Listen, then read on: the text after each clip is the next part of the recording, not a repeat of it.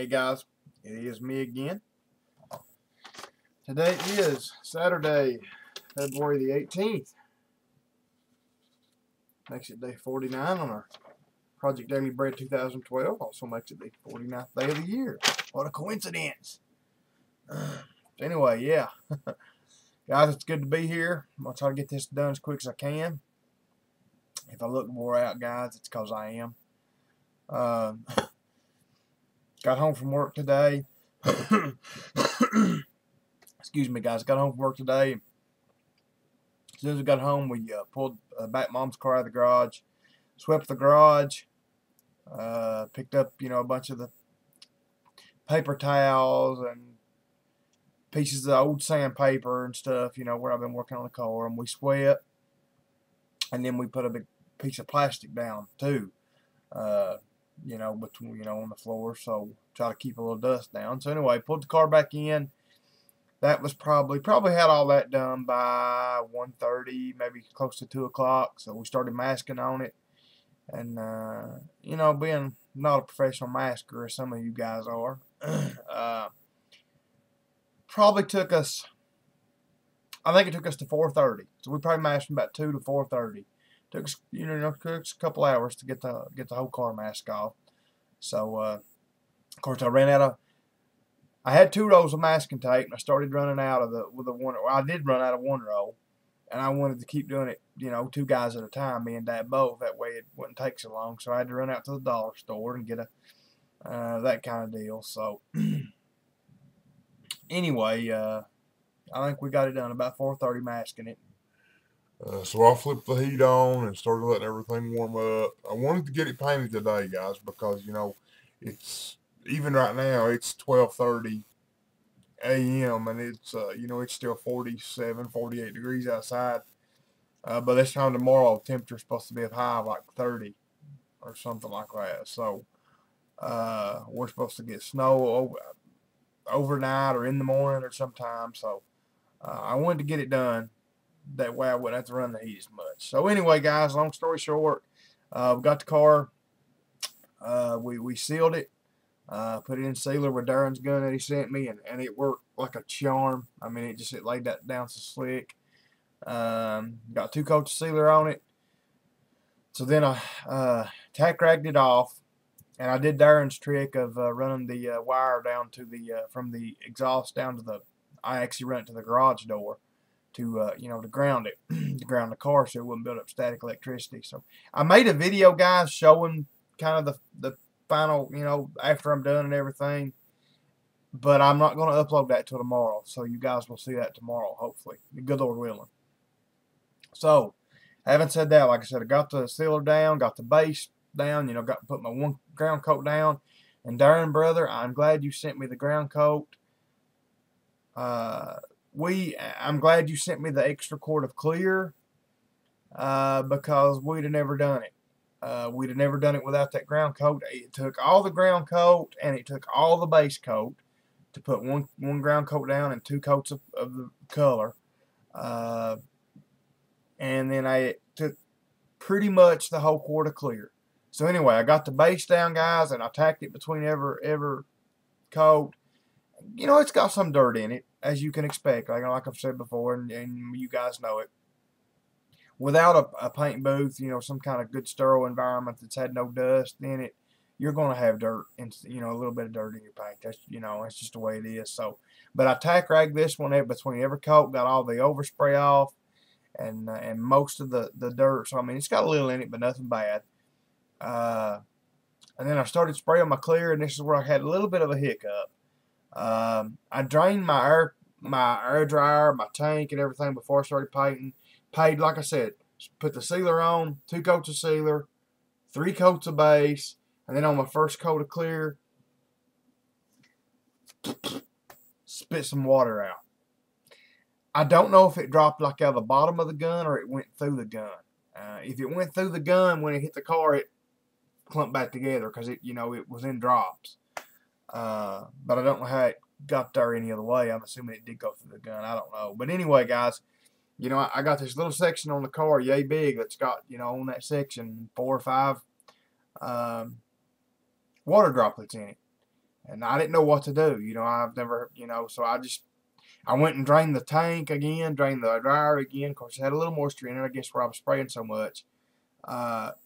Kept clearing, and from there on out, never had any more water. You know, never had any more water problem.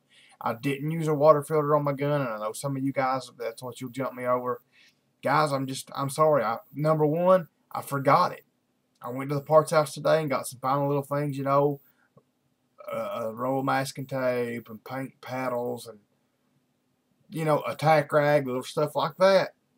And I just forgot them, guys, and I didn't have any here. Any good ones are all broke. And, you know, I figured, you know, with this dryer and everything on my airlines now, I wouldn't need it. And I guess if I would have drained it, you know, after those first few coats, I just wasn't expecting it to build water that quick. So, anyway, guys, I don't know. I'm hoping that you either won't be able to tell it much, or maybe when I wet sand it and buff it. I was hoping to get by without wet sanding and buffing it, to be honest about it. But other than that, guys, it looks good. Long story short, I know it's too late for that. Other than that, it looks good. I mean, not much dirt in it, or not as much as the trunk. You know, ratio-wise, it's probably got as much dirt in it that the trunk had, but considering this is 4 or 5 times more area, you know, it's, you know, total, you know, less dirt. So, and everything laid out good. I sprayed the clear with my Mac HVLP gun. Just number one, because I know the old style conventional guns don't have as much transfer efficiency. They're not as efficient spraying the paint. So, considering I barely had enough paint to do it, which now I may have put it on too thick, but you know, like I said, it took a whole quart of clear to do the roof, and you know, down into the quarters and the A-pillars. May have put it on too thick, but you know what? You know, I think, you know, that's one of them deals. Can you really have too much clear on a car? As long as it looks good, you know. I mean, that gives you extra room to sand. Anyway, what I'm trying to say is I didn't want to use that gun because I've not sprayed with it before except for the sealer. You know, and I knew if I could make the clear look pretty good with this HVLP gun, you know, I mean, that's the gun I'm probably going to be using most of the time, so I need to, you know, I need to learn how to use it.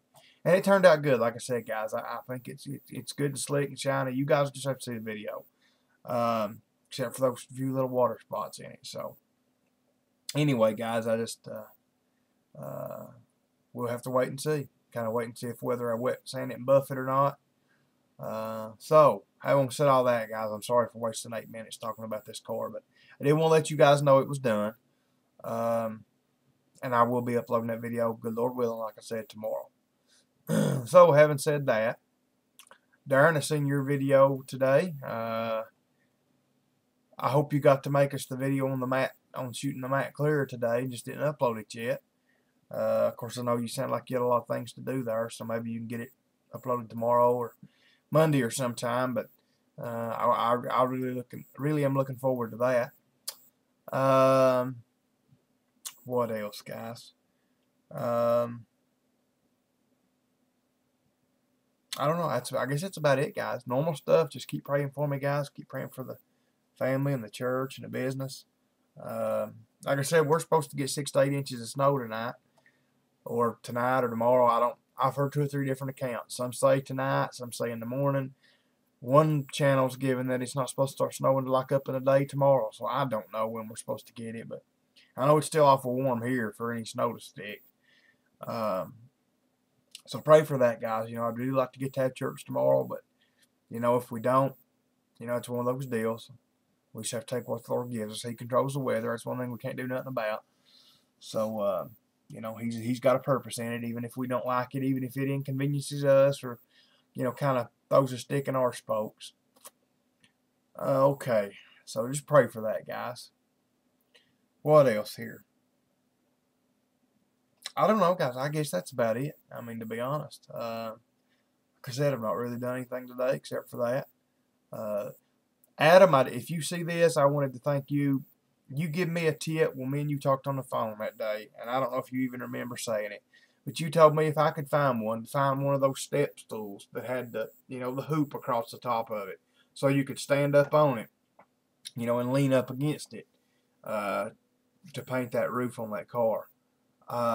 Brother, I got lucky that a guy that goes to church with us that actually lives up there next to the church. He's got one of those. We used it to do our nativity scene with, so, to hang some stuff, back in the winter, and I knew that he had it, so we called him, and we went and got that.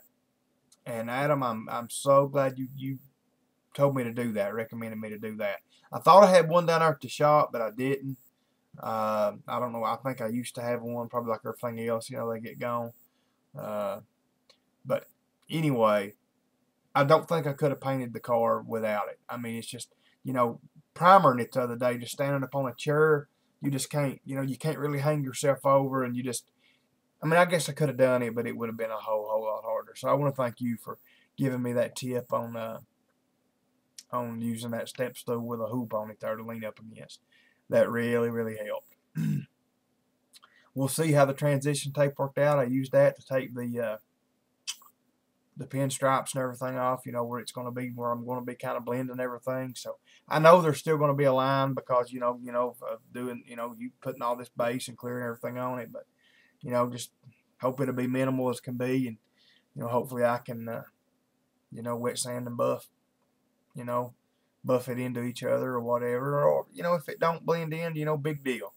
I mean, that's kind of one of these deals, it's my first time ever, and it's, it's an old car, big deal, Like I've said before, the car's going to look a lot better than it did, regardless. So anyway, guys, I just wanted to thank Adam for that. I want to thank all you guys for being here. Brother Woody, I want to thank you for everything that you do, and Brother John, and Richard, and Rick, and Sister Linda, and Brother Ed down in North Carolina. I know he watches a lot, and Chris V, and all you new guys. I know I've got a lot of new guys, like I said the other night, that watch my videos that I've really not learned your names yet. So, but I'm a-trying, guys. So, let's see. I guess that's about it for the jibber jabber tonight, guys. So let's get to the important thing. And that is, of course, the Word of God. 1 Corinthians chapter 5, starting in verse 11. Here we go. But now I have written unto you not to keep company. If any man that is called a brother be a fornicator, or covetous, or an idolater, or a railer, or a drunkard, or an extortioner, with such and one not to eat. It's saying,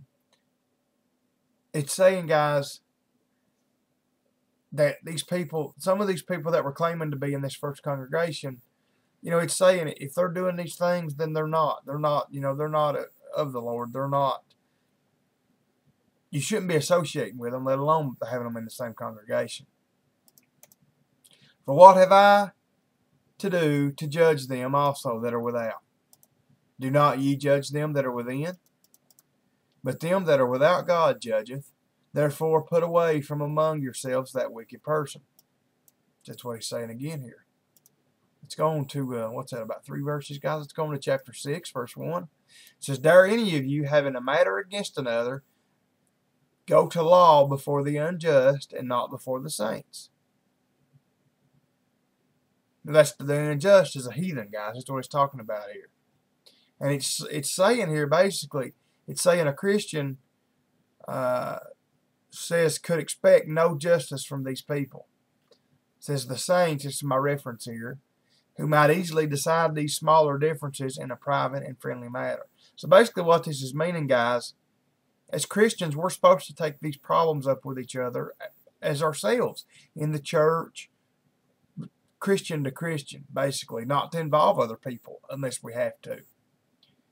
Verse 2, Do ye not know that the saints shall judge the world? And if the world shall be judged by you, are ye unworthy to judge the smallest matters? Know ye not that we shall judge angels? That's what he's asking her. He said, Know ye not that we shall judge angels? How much more things that pertain to this life? He's saying, guys, I'm talking about things of eternity here, talking about the final judgment.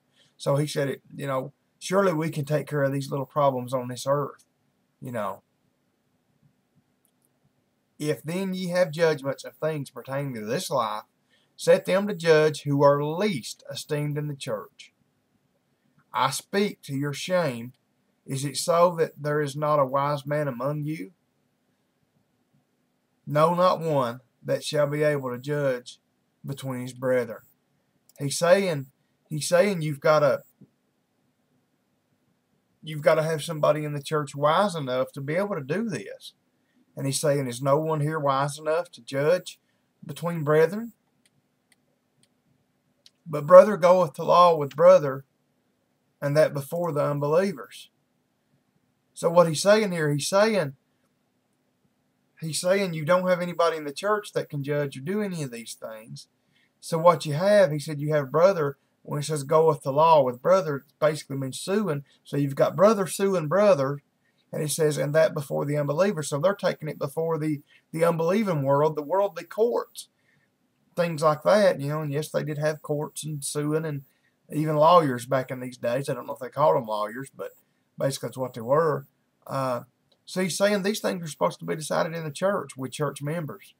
And you're supposed to have the people put in place to do that. Now, therefore, there is utterly a fault among you. Verse 7. Because ye go to law one with another. Why do ye not rather take wrong? Why do ye not rather suffer yourselves to be defrauded? He's saying you quarrel with each other. He's saying, you know, you do all these things and you go to law, it says. And he says, why do ye not rather suffer wrong? That's what he's talking about here, take wrong. All men cannot or will not receive this say, and many aim only at this, I will neither do wrong nor suffer it. These are honest heathens, but no Christians. That's my little commentary over here, guys. And that's what Paul's saying here. He's saying, you've got these honest people in these worldly courts that are deciding these things, but he's saying there's not anybody in this church honest enough to judge the Christians. And that's a shame. That's a shame. Just like today, guys, just like today. And we're going to stop right there. I think that makes about 10 verses. Just like today.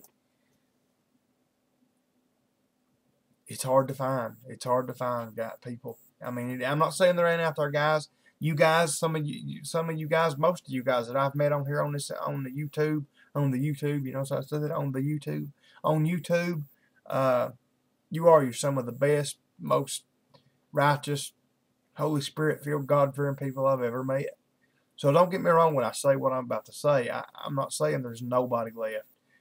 But guys, it's getting few and far between on finding good, righteous, holy people that can judge one another, that can go to each other in godly ways and help a brother out, not cut them down, not, you know, persecute them, but go to them in love. Just like I said, guys, one of the things that, and it's tearing my church apart. People getting mad at each other, quarreling amongst each other, getting mad over stupid little petty things. And because of that, rather than and their pride, you know how your pride does, rather than going to each other and admit and say, you know what, I done you wrong, or even going and saying, hey, I think you done me wrong. Let's work this out. Instead of doing that, they'd rather just not speak to each other, go to separate corners, go to separate churches. And it's a shame, guys. As Christians, we're not supposed to do that. We're supposed to work these problems out amongst ourselves. And we're not doing that. Just like Paul had the problem here with the Corinthian church.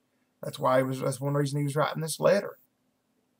Because they were not taking care of their own problems internally with godly standards and godly ways, like the Bible teaches us to do. Anyway, guys, I love you all. As always, thank you for being here. As always, too, if you need anything, let me know. Don't hesitate. Like I said, guys, I'll try to have that video up tomorrow that I filmed tonight of the car. Darren, I'm going to ask you, since you sell the stuff, how long, if I do decide to buff this car, do I need to wait to let this clear set up before I buff it? I mean, just let me know, you know, if you think if I should do it tomorrow or wait till Monday, or just kind of give me a timeline there. It's the garage has been 65 degrees is about what it's been while we were painting, and I've still got the heat on. I'm going to let it stay at 65 degrees till I go to bed, but now once I turn that off, it'll probably cool, it'll cool down overnight, I'm sure. But kind of let me know on that. I mean, I'm sure, considering that's supposedly 30-minute clear with, you know, with the right activator. I'm sure. I'm not going to do it tomorrow. I'm not going to get into that big of an undertaking on a Sunday, but just kind of let me know, brother. You know, if by Monday, let's say that it'll be ready to buff or whatever. So, like I said, guys, I'm going to try to do it without it, get by without it. And to be honest, if the water hadn't got in it, I probably could have. But like I said, buffing it may make the water spots worse. You know, there may be a bubble there and they bust open. So, kind of tell me that too, Darren and Milo and Adam. You know, if the water spots in it, if should I leave them alone and just leave them there? I mean, you know, would sanding them bust them open and make it worse? So, anyway, let me know that, Milo, brother. I seen your Wild Kingdom video. I mean your your video of the I don't know what I was going to say there. I was going to try to make a joke, but the rare video of the American let's say middle-aged female having a hot flash. I know you thought that was real funny, and it was pretty funny. So it was a good video. So I thought that was pretty good. I did see that, but anyway, if I had a better sense of humor, I guess I could have made a better joke about it. But anyway, guys, like I said, love you all. Good Lord willing, I'll see you tomorrow. Good night. God bless.